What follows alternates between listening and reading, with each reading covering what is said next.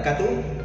Halo semua, selamat datang di channel Aldino Desra, channel yang membahas tentang makanan, obat-obatan, obat tradisional, kosmetik, skincare, gaya hidup dengan bahasa sederhana.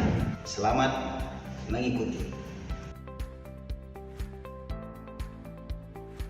Baik, sebagian teman-teman, kawan-kawan kita secara brutal mengatakan bahwa herbal itu semuanya aman. Obat tradisional itu pokoknya paling aman dan digunakan itu tidak membahayakan bagi tubuh. Oh, tunggu dulu. Bukankah kita tahu bahwa zaman dahulu herbal-herbal itu digunakan untuk sebagian ya, untuk menjadikan racun untuk berburu. Ada jamur yang beracun, ada dari hewan gitu ya. Dan artinya tidak semua herbal-herbal itu aman. Kita kembali ke prinsip dasar dari farmasi bahwa semua yang masuk ke tubuh kita itu tergantung dosis. Kalau dosisnya berlebih dia menjadi racun, kalau dosisnya pas dia menjadi obat bagi tubuh kita. Baik, itu yang pertama. Yang kedua, ternyata di zaman sekarang ini ada banyak sekali obat-obat tradisional yang dia klaim sebagai obat tradisional. Jamu, ada bentuk saset, ada bentuk botol, ada bentuk macam-macam, yang kemudian ditambahkan bahan kimia obat namanya. Jadi jamu yang berisikan BKO. Nah, alhamdulillah Badan POM sudah banyak merazia ini, tapi dibutuhkan kewaspadaan dan kesadaran bagi masyarakat agar bisa memilih dan memilah obat tradisional yang baik. Saya contohkan, misalnya ini biasanya untuk bapak-bapak ini, laki-laki. Ada jamu obat kuat X misalnya, kita tidak sebut merek ya. Lalu kemudian obat kuat X ini dikasih sildenafil sebentar, yang bagi kawan-kawan masyarakat awam itu tidak mudah untuk melihatnya karena sudah dicampur ya dalam serbuk-serbuk, lalu masukkan ke dalam seduhan air panas lalu kemudian diminum. Nah, di bungkusnya itu ditulis misalnya pasapumi, ada ginseng, ada jahe apa segala macam ya, ada merica. Padahal yang diisikannya adalah bahan kimia obat yang kalau tidak pas dengan takarannya itu malah berbahaya bagi masyarakat. Oke, niatnya minum jamu, tapi kemudian malah membahayakan tubuh. Kalau tadi telah kita bahas tentang obat tradisional yang digunakan untuk kekuatan pria, untuk stamina pria ya, pria dewasa khususnya. Nah, pasti kawan-kawan juga pernah mengkonsumsi mungkin juga atau keluarganya menggunakan obat tradisional untuk pegal-pegal, untuk rematik, untuk asam urat, sakit pinggang dan sebangsanya.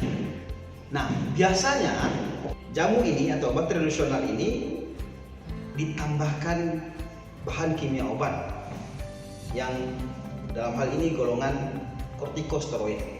Nah, ketika dia ditambahkan, dia tidak terlihat itu sebagai obat kimia sintetis karena dia juga warnanya hijau gitu ya, campur dengan daun-daun, lalu diaduk-aduk, macam-macam udah campurannya dimasukkan ke dalam air, lalu diminum, langsung just play. Nah, karena dia kortikosteroid, dia bersifat cepat reaksinya ya untuk memutus rasa sakit lah kira-kira seperti itu, sehingga ketika mereka minum jamu yang seperti ini maka akan terasa bagaikan obat dewa. Langsung just blank, saya minum obat tradisional yang mantap banget gitu ya. Padahal mohon diperhatikan dengan baik, jika ini rutin dibiasakan dan obat yang ilegal ini ya, yang BKO ini dilarang oleh Badan POM, itu menyebabkan efek yang buruk bagi tubuh jika dikonsumsi secara jangka panjang. Nah, oleh karena itu sediaan yang seperti ini dilarang oleh Badan POM. Nah, oleh karena itu pada kesempatan kali ini kita akan membahas tentang klasifikasi dari obat tradisional, dari klasifikasi jamu lalu kemudian meningkat menjadi obat herbal terstandar, lalu kemudian fitofarmaka.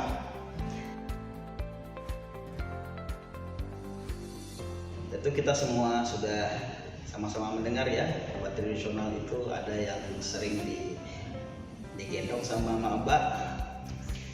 Mungkin kita sudah sering minum jamu, ada yang dikonsumsi di rumah, ada yang membentuk saset, ada yang bentuk cairan dan seterusnya. Nah, kali ini kita akan membahas obat tradisional dengan pembagiannya yang merupakan klasifikasi dari masing-masing obat tradisional ini. Baik, yang pertama, obat tradisional yang lambangnya di kemasannya terlihat seperti ini. Nah, ini adalah logo jamu. Jamu dengan logo seperti ini, itu artinya obat tradisional ini sudah digunakan secara turun-temurun berdasarkan tradisi dan kemudian dikemas dengan lebih baik, lalu kemudian menjadi produk dan dikeluarkan izinnya dengan izin standar minimal ya, yang dengan logo jamu. Lalu setelah itu ada yang disebut dengan obat herbal terstandar. Nah, obat herbal terstandar dengan logo seperti ini itu artinya memenuhi 4 kualifikasi. Yang pertama, dia aman. Lalu yang kedua, dia telah memenuhi uji praklinik. Dalam hal ini diuji secara laboratorium atau diujikan kepada hewan percobaan, kepada hewan uji. Dia belum diujikan kepada manusia atau uji klinik. Baik. Yang ketiga, dia memenuhi persyaratan standarisasi bahan baku. Dia memenuhi syarat-syarat standar untuk bahan baku. Lalu kemudian dia memenuhi persyaratan mutu yang diterapkan oleh Badan POM. Itu yang kedua. Tentu saja obat herbal terstandar dengan logo yang seperti ini itu lebih layak dipercaya dibandingkan dengan hanya sekedar logo jamu biasa. Yang ketiga, obat tradisional dengan logo seperti ini.